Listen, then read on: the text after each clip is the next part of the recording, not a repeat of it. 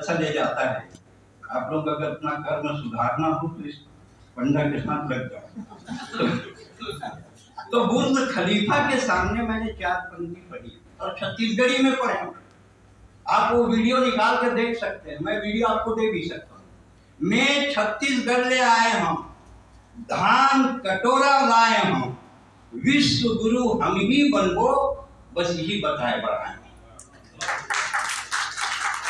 चाहे वो शेख रशीद ऑडिटोरियम हो दुबई का या बुर्ज खलीफा के सामने आयोजित कवि सम्मेलन हो, हमने अपने छत्तीसगढ़ को पूरे अधिकार और गर्व के साथ रखा। जिस दिन छत्तीसगढ़ी 8वीं अनुसूची में शामिल हो जाएगी,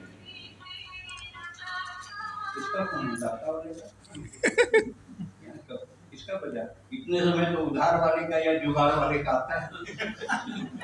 थोड़ा देर बंद कर दो, भाभी जी को बोलो दूसरी जगह मन लगाए। रामेश्वर वैष्णव जी की 2 पुस्तकें, उत्तर ध्रुव उबुक चुबुक, चुनाव काम, आप खाली सी कलम को पढ़िए, बस अंदर का मतलब आपको समझ में आ जाएगा कि लिखने वाला क्या होता है।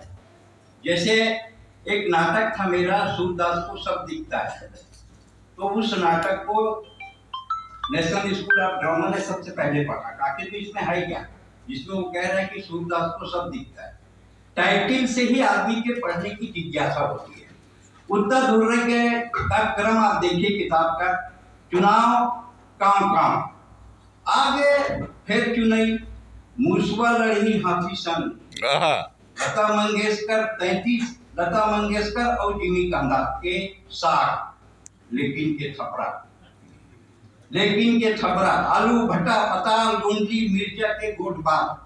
अरे जेन ला खाए के बाद पीछे से चालू करो, मिर्चा ज्यादा खा ली तो मुंह जली, फिर पेट जली, और ज्यादा रही और तकलीफ होगी।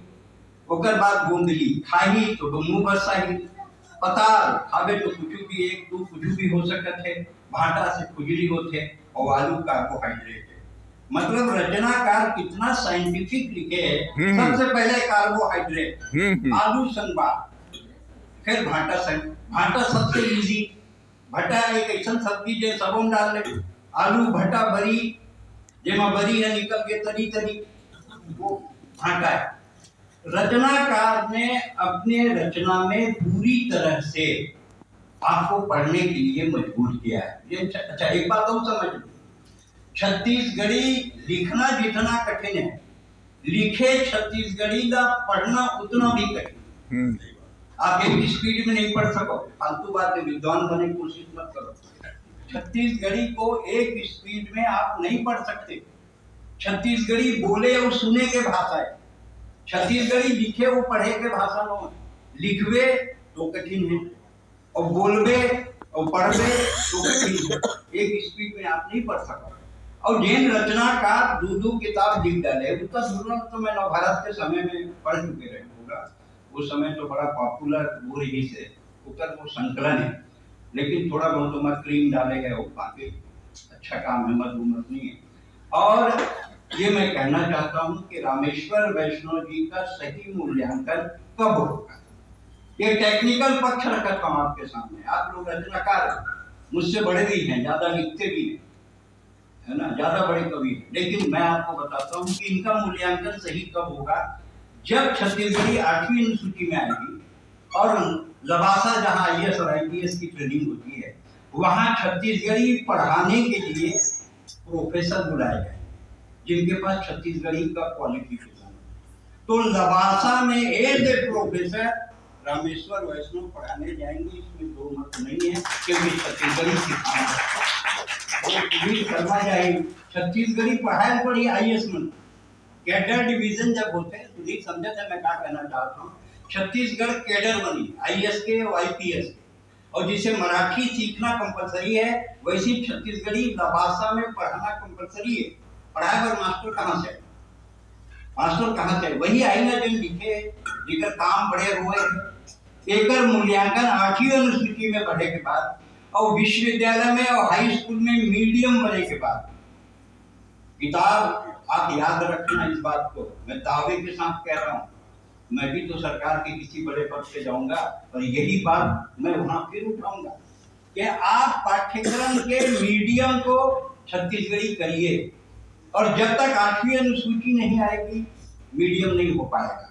मीडियम नहीं होगा तो लवासा में पढ़ाई नहीं होगी, लवासा में पढ़ाई नहीं होगी तो सुदीप शर्मा, रामेश्वर वैष्णव पढ़ाने नहीं जाएंगे वहाँ एज ए प्रोफेसर।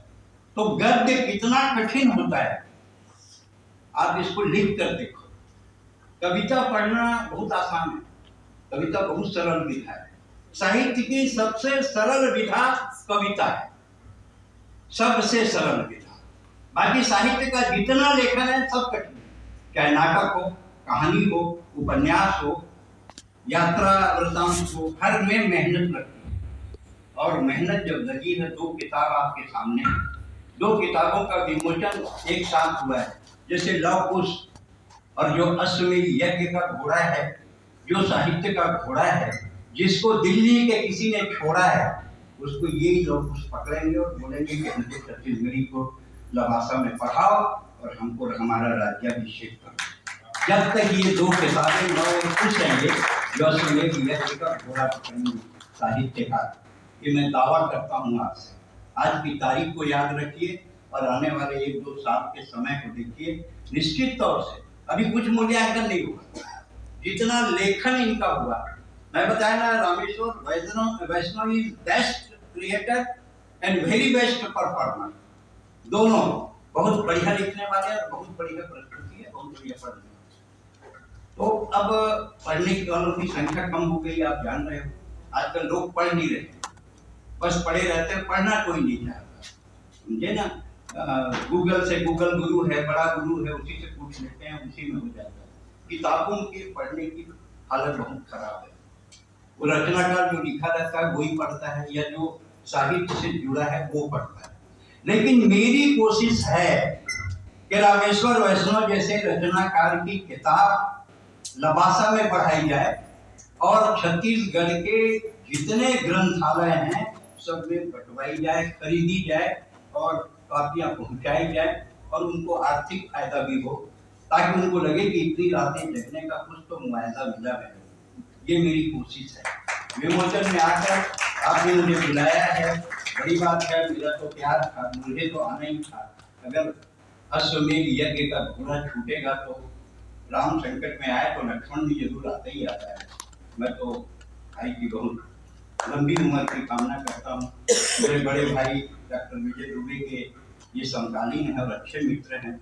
आज भी वो, जब मैं राजेंद्र नगर से निकला तो मेरे को बोल रहे थे उनकी किताब का विमोचन है। मैं जाता, लेकिन अब मेरी तबीयत थोड़ी ठीक नहीं रहती, इसलिए नहीं जा पा रहा। उनकी शुभकामनाएं आपको बताता हूँ। और ये कृति पूरे राज्य में, पूरे प्रदेश में और पूरे देश में और वैश्विक स्तर पर भी ये किताब चर्चा में आए, ये महत्वपूर्ण है। किताब पर एक समीक्षा गोष्ठी की जब जिस दिन योजना रखी जाएगी, भाई सुधीर शर्मा को जिम्मेदारी देता हूँ, आप एक बार इस